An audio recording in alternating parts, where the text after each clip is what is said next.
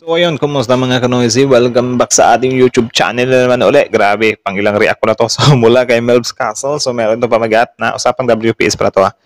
China pinagbantaan na si PBBM. Gera sa WPS malapit na. Pananakop ng China hahantong sa gera. Nako! So lahat ng yun ay may mga question mark ha. So it means it's just a question. So alam nyo na, yan yung alamin natin ngayon para malaman din natin kung ano yung nakapaloob sa video ito. So ang video ito ay mula kay Melv's Castle, support nyo yan. Tapos syempre kung type nyo ng mga ganitong reaction video may kasama kayo manood, huwag nyo na rin kalimutan supportahan yung YouTube channel natin, Filipino IC. So hindi na natin ito patatagalin pa guys. Simulan na natin, baka agawin pa ng China. Tignan natin kung ano na naman tong mga kahunghangang mga binabalak ng China sa Pilipinas. Ano? So again, ang title ng video ito, China pinagbantaan na si PBBM, gera sa WPS malapit na, pananakop ng China hahantong sa gera. Nako, so like, comment, share, subscribe. Start. Na si Pangulong Bongbong Marcos. Ulit. Dinalaan na si Pangulong Bongbong Marcos. Kumpirmado na kasing nagsisimula na ang China sa pananakop nito. Nako, pang 1 million na babala na naman ng China to. Napasakamay ng China ang Skoda o Sabina Shoal, makokontrol na nito ang buong West Philippine Sea. Nako. Ang nakakabahala pa dyan, makakansila ang paghukay ng Pilipinas ng oil at gas sa Reed Bank. Sa susunod na taon, 2025 pa naman ito sisimulan. Ang mas malala pang mangyayari dyan, matotal shutdown na talaga ang oil at natural gas exploration ng ating bansa. An island building by China again to put up an outpost near Reed Bank. And if they succeed in putting up an outpost near Reed Bank, then that will be giving us more difficulty in getting the gas in Reed Bank. Payo kay Pangulong Bongbong Marcos, kung dumating man ang araw na gumamit ng puwersang militar ang China, Nako. dapat di tayo Nanakot na naman sila. Kayo natatakot pa ba kayo sa pananakot ng China, men? Comment nga kayo sa baba, men. Tignan natin kung may natatakot pa ba talaga. Of course, meron talaga. Meron. Di mawawala yan yung mga pro-China. Sorry. papadaig o matakot dito ang gobyerno. Tama raw ang aksyong ginagawa ni Pangulong Marcos. Tama. Ang huwag pabayaan ng ating teritoryo kahit lugi pa tayo pag nagkagulo. Ba't nga ba tayo matatakot sa China? Nandyan naman ang Amerika, Japan at Australia. Tapos yun, binibira na naman to ng mga pro-China. Ay, hindi tayo kakampihan ng Amerika. Parang hunghang yung Amerika niyan kapag handa silang masugatan dahil lang sa Pilipinas. Like, man, anong silbi ng MDT, di ba? My goodness. Wala daw tayong dapat ikapangamba.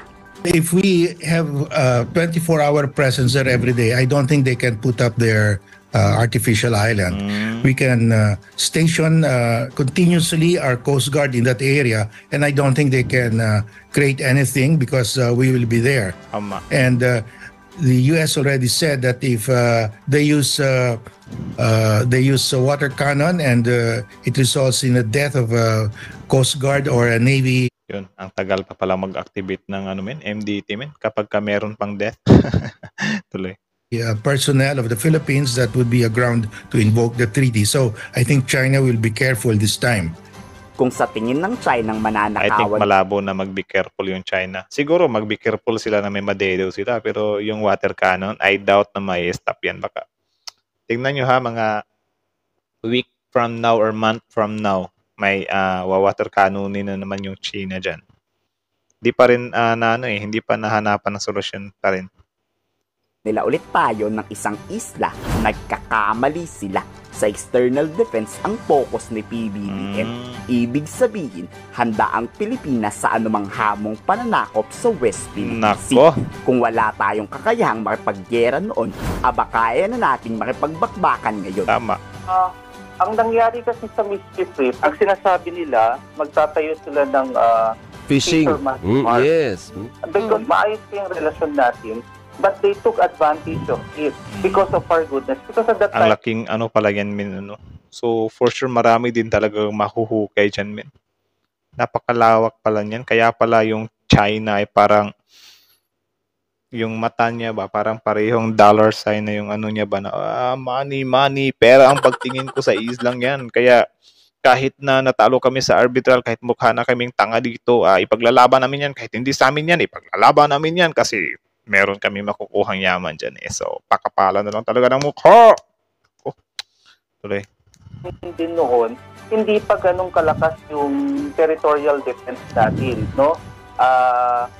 Ngayon kasi, nag-flex tayo ng muscles talaga natin na ang strategy ng ating armed forces ngayon ay on external defense. No? So, mas malinaw na sa atin ngayon na ang focus natin ay para protektahan yung mga pag-aari natin. So, I think mas aware tayo ngayon and we are more capable right now, unlike during the mischief incident. Kasi yun yung unang pagkakataon na ninakawan tayo ng isla eh. Opo. So ngayon, di tayo papayag. Pinapakita talaga yung yung mga ginagawa nating yung China-made vessel nila, di ba? So, deserve din naman nila yan.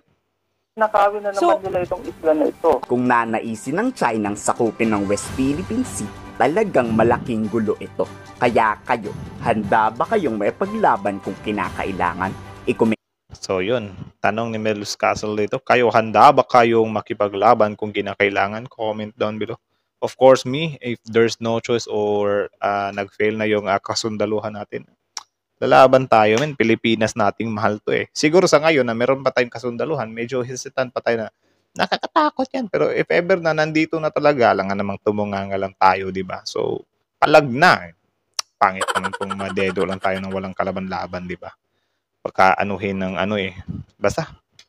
So, yun lang naman. Ang video ito ay mula kay Melbs Castle.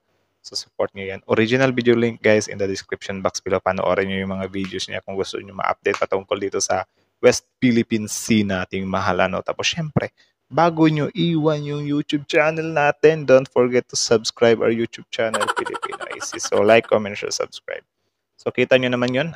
Yun pala yung nakapaloob sa video ito, na may something na, ongoing pa rin kasi yung mga nangyayari ngayon sa WPS. Though meron siyang mga some kind pausing, but yun, patuloy pa rin yan. Alam naman natin na may mga balak din ng gobyerno natin. Lalo na yung related naman sa Skoda Shoal na parang yung PCG ata natin doon or yung Navy. May pinadala ng warship doon eh para bantayan yun kasi parang binabalakan na nga ng China. So, yun, ang good na hakbang talaga niyan. Huwag talagang palagyan dyan ng or wag papasukin talaga yung China dyan kasi kapag nakapasok na yan, magsimula na maghukay yan, wala na. Di na mapipigilan yan. Tuloy-tuloy na yan. Alam naman natin kung gaano kaganid yung mga taong yan, di ba?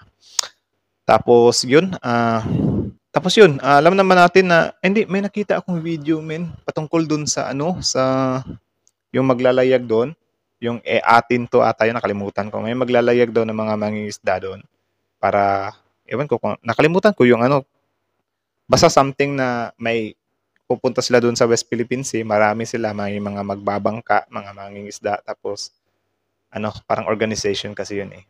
Pupunta lang sila doon, tapos yung China naman, sila? Ito yung binalita nila, natawa ako sa balita eh. Sinabi nila, Philippines is now going there to, they're trying to provoke our Chinese Coast Guard and, they will provoke China to water cannon them and films in order for us to get bad, something like that. So, parang pumupunta daw tayo dun. Kasi kapag water cannon daw tayo ng China, bibidyuhan daw natin sila. Tapos sila daw yung nagiging masama. Ang siste daw niyan, ginagawa daw natin yan para i-provoke sila, para ipagmukhain silang masama. Which is, mga honghang. Wala kaming mapapakita sa buong mundo kung hindi nyo kami iwa-water cannon. Diba? At the first place, diba China, gustong-gusto nyo ng demokrasya. Gustong-gusto nyo ng, diplomatic protest. Diba yan yung gusto nyo na daanin sa diplomasya? Diba? Yan yung gusto nila, diplomasya. Tapos ngayon, sasabihan nyo na, tinitrigger lang kami para kapag i-water cannon namin sila. Ano pinagsasabi yung trigger? Ano bang panti-trigger na ginagawa namin? Sinasagi ba namin kayo? Binubuntutan ba namin kayo? Wala namang ganung nangyayari Bakit kami pa yung lumalabas dito na fake news ng po-provoke, di ba? Ganun guys, ganun yung way nila ng pagbabalita sa bansa nila. Kung nakikita nyo lang yung mga way of pagbabalita nila, magigigil din talaga kayo win. So I think hanggang dito na lang muna. Melvs Castle, so comment down below if what can you say about this video. Then yeah, Pilipinas, like, comment, share, subscribe. Pilipinas is out.